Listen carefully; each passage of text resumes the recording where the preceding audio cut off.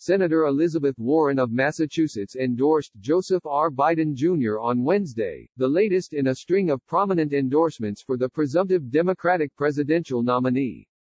Her announcement follows Senator Bernie Sanders's on Monday and former President Barack Obama's on Tuesday.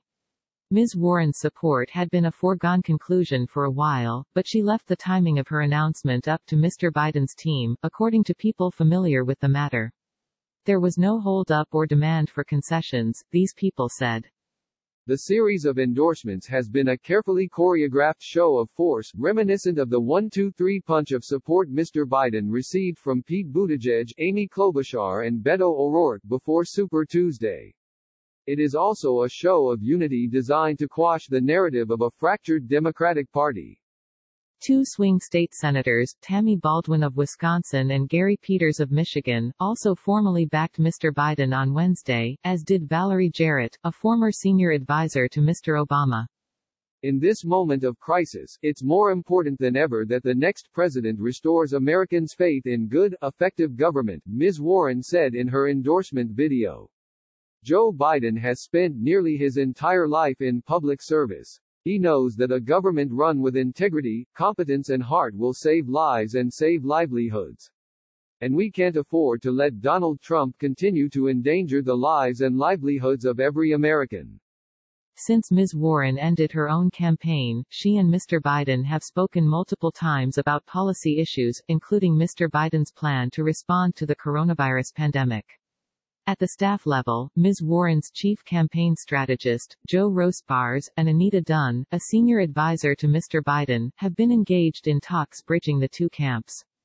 In late March, Mr. Biden endorsed forgiving at least $10,000 in federal student loans and credited Ms. Warren for the proposal. Over the weekend, he said during his podcast that he supported immediately increasing Social Security payments by $200 a month, another proposal that Ms. Warren had championed.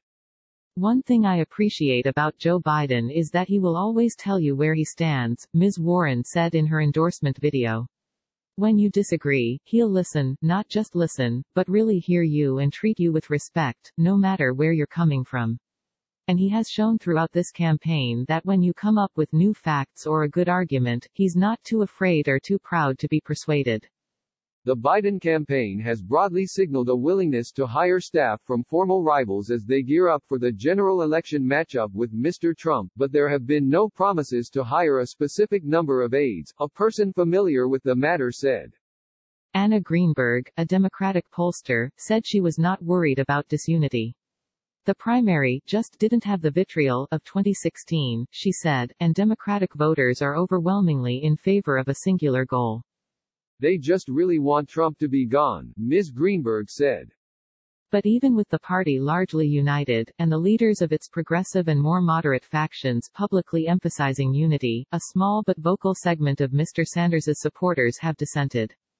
David Sirota, a former aide to Mr. Sanders who has said he plans to vote for Mr. Biden in the general election, responded to Ms. Warren's endorsement by suggesting that Ms. Warren should have campaigned differently when she was in the race, and that perhaps if she had, she would have done what Mr. Sanders himself did, not beat Mr. Biden. We have to defeat Donald Trump, and these endorsements are all about that goal, so I don't begrudge it all, Mr. Sirota said. I'll never understand why Senator Warren went silent and never amplified her long-standing criticism of Biden and his bankruptcy bill in the primary, when she was in a position to defeat the vice president. She might be the nominee had she done that. Mr. Biden's campaign hopes to use the endorsements not only as a display of party unity but also as a means to pump up his fundraising, which people involved in the campaign have said has gotten tougher in the last month as the economy has cratered. Notably, both Mr. Obama and Ms. Warren posted a link asking for donations to Mr. Biden, and Mr. Obama quickly signed an email to the Biden campaign list. A weaker fundraiser than his top rivals in the primary, Mr. Biden now enters the general election at a distinct financial disadvantage. President Trump and the Republican National Committee have been stockpiling cash for 3 years, and announced on Monday that they had entered April with $240 million cash on hand in the president's re-election committee and other shared party accounts. Without traditional in-person events, Mr. Biden has had to shift to video conference fundraisers with top donors, which some contributors have been slow to embrace. He has a virtual fundraiser scheduled for later on Wednesday, hosted by Joe Kiani, the chairman of Masimo, a medical device company. Sydney Ember and Asted W. Herndon contributed reporting.